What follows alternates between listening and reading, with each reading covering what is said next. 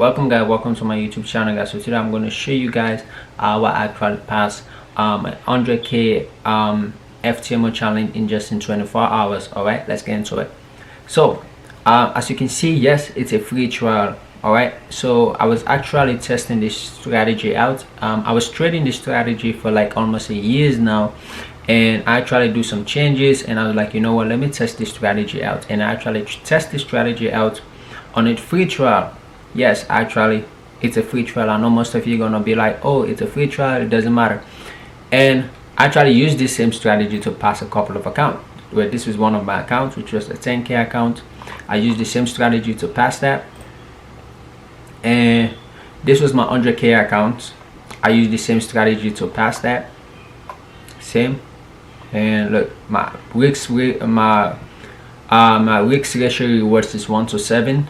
The same strategy I used to pass that. I think I passed this account in a week, right? And this was the verification. So you can see this actually took me 7 days to pass this, right? And the reason why I never make a video about this challenge is because at that time I never started a YouTube channel. So guys, let's talk about this. So actually you can see I started to trade on the 3rd of March, and I actually passed this trade on the 4th, which is around 24 hours basically. All right, you can see my minimum trading days is 5 days. So this is the free trial. This is the reason why I don't like the free trial. The free trial is very easy to pass. All right, it's very easy. They make the free trial easy, but they make the challenge completely difficult. All right. You can see my win rate. My win rate is 90% as always. 90%, not always.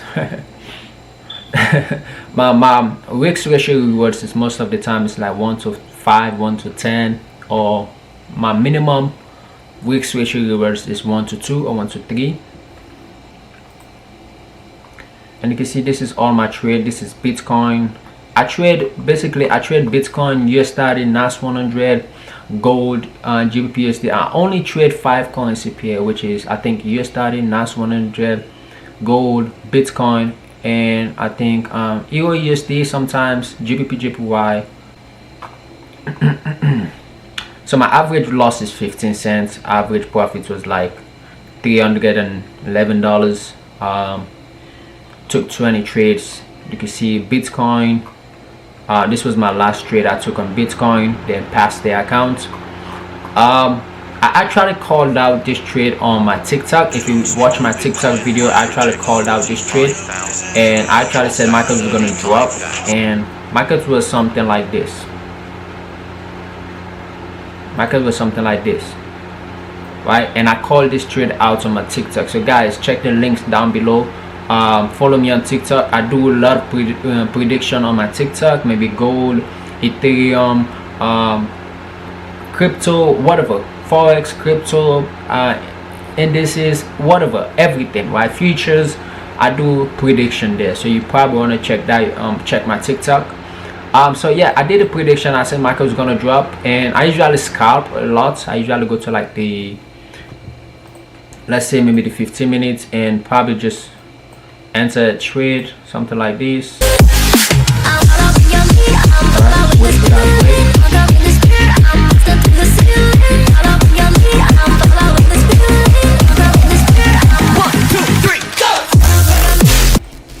Alright, so market break.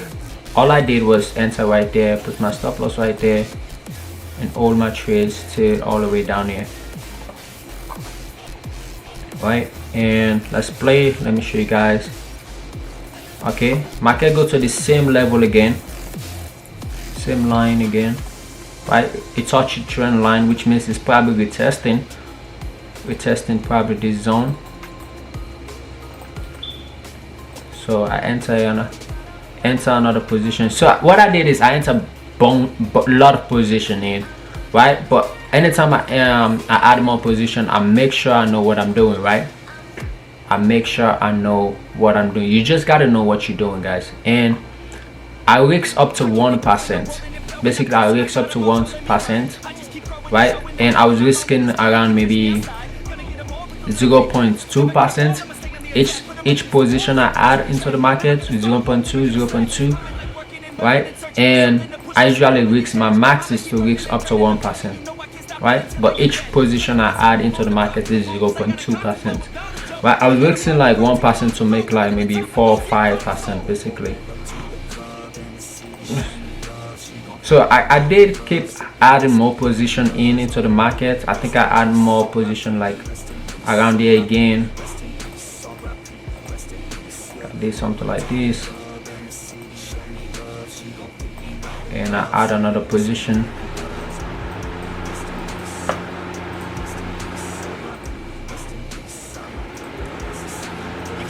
So when this is what people always do, this is what traders always do wrong, right? Let's say they add another position right here, they will probably try to put a stop loss fake.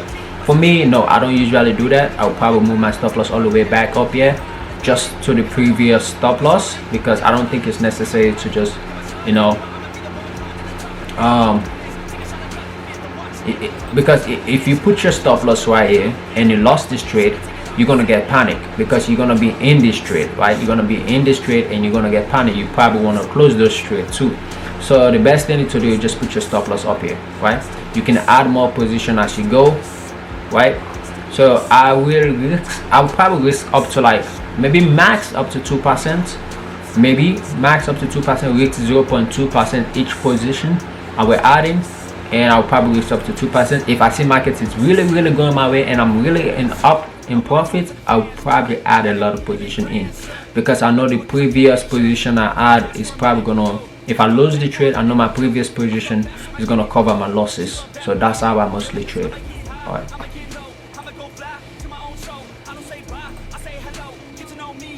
Yeah, I think this was a win. This was a win.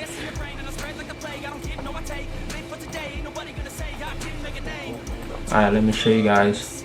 My last position is because I think I closed this trade earlier, but let me show you how I usually enter my last position. Usually I enter my last position something like this. I would never close my previous position. No, I never do that. But my last position, I always enter something like that, something like this.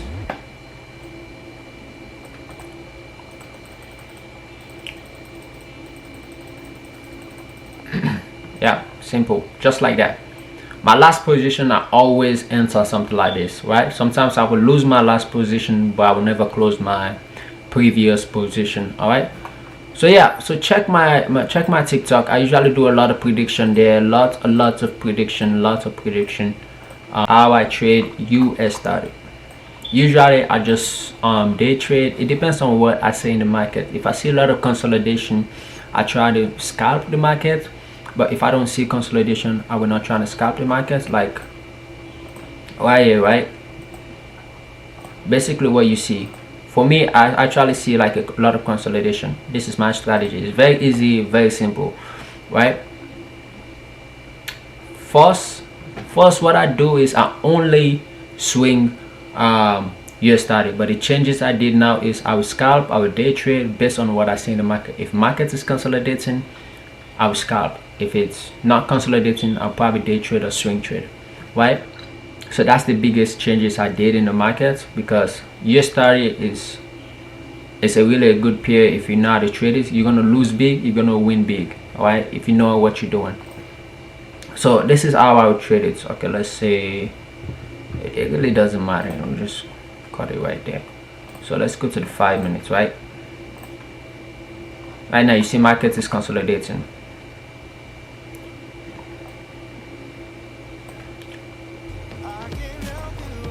Right.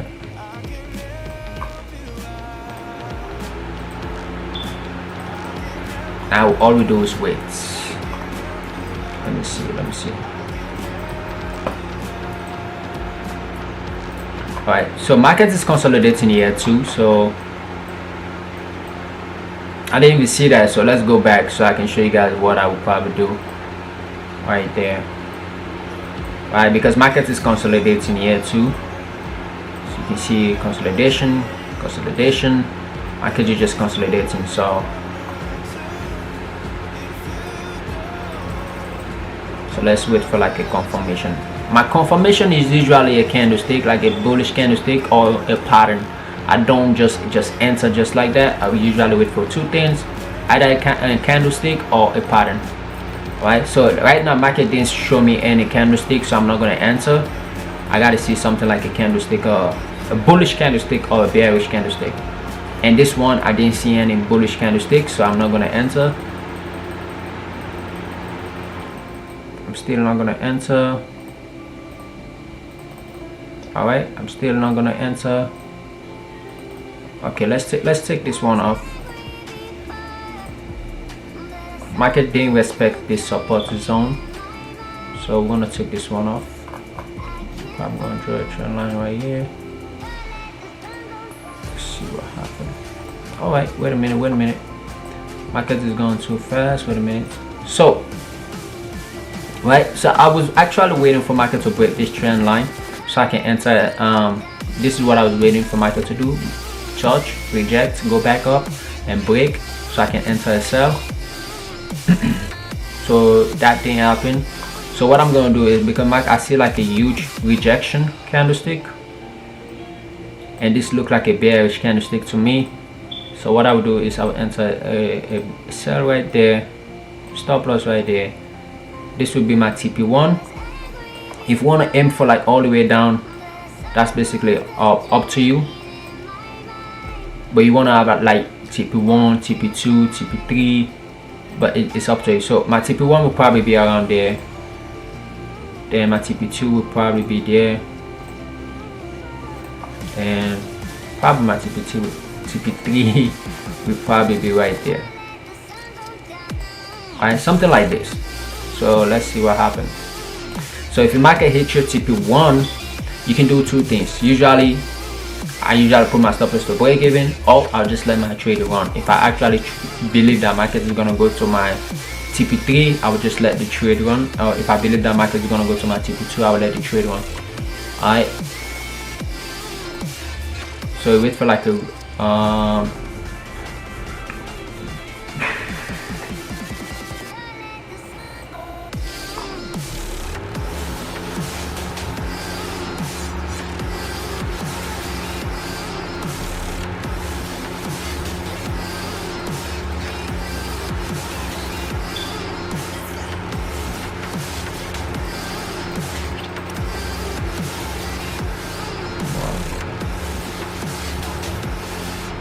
Alright, so it's basically just like that, right?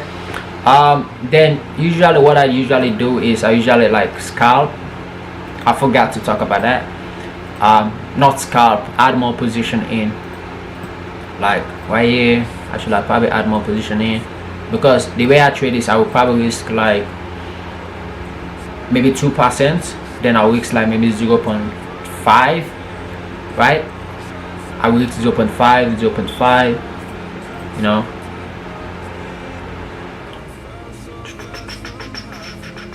Huge pullback.